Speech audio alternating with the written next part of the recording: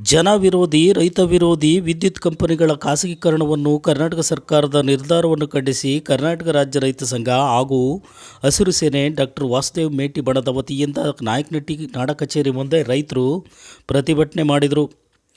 ವಿದ್ಯುತ್ತನ್ನು ಖಾಸಗಿ ಕಂಪನಿಗೆ ವಹಿಸಿದರೆ ಉಚಿತ ವಿದ್ಯುತ್ ರದ್ದಾಗುವುದಲ್ಲದೆ ರೈತರ ಪಂಪ್ಸೆಟ್ಗೆ ವಿದ್ಯುತ್ ಮೀಟರ್ ಅಳವಡಿಸುವುದು ಕಡ್ಡಾಯ. ಗೃಹ ಬಳಕೆದಾರರಿಗೆ ಭಾಗ್ಯಜ್ಯೋತಿ, ಕುಟೀರ ಜ್ಯೋತಿ, ಗೃಹ ಜ್ಯೋತಿ, ಗಂಗಾ ಕಲ್ಯಾಣ ಯೋಜನೆ ಇತರ ಯೋಜನೆಗಳಿಂದ ರೈತರು ಹಾಗೂ ಸಾಮಾನ್ಯ ಜನರು ವಂಚಿತರಾಗಬಹುದು. ವಿದ್ಯುತ್ ನೌಕರರಿಗೆ ಉದ್ಯೋಗ ಭದ್ರತೆ ಇರಲ್ಲ, ಕಾರ್ಮಿಕ ಹಕ್ಕುಗಳಿಗೆ ಧಕ್ಕೆ ಆಗಬಹುದು. ಖಾಸಗಿ ಕಂಪನಿಗಳು ಯಾವುದೇ ನಿರ್ಧಾರವನ್ನು ತೆಗೆದುಕೊಳ್ಳಬಹುದು.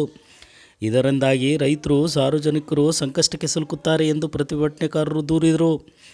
ಈ ಒಂದು ಪ್ರತಿಭಟನೆಯಲ್ಲಿ ನಾಯಕನಹಟ್ಟಿ ಹೋಬಳಿಯ ಘಟಕದ ಅಧ್ಯಕ್ಷರಾದ ಡಾಕ್ಟರ್ ನಾಗರಾಜ್ ಮೀಸೆ, ರೈತ ಸಂಘದ ಪದಾಧಿಕಾರಿಗಳು ಈ ಒಂದು ಪ್ರತಿಭಟನೆಯಲ್ಲಿ ಪಾಲ್ಗೊಂಡಿದ್ದರು.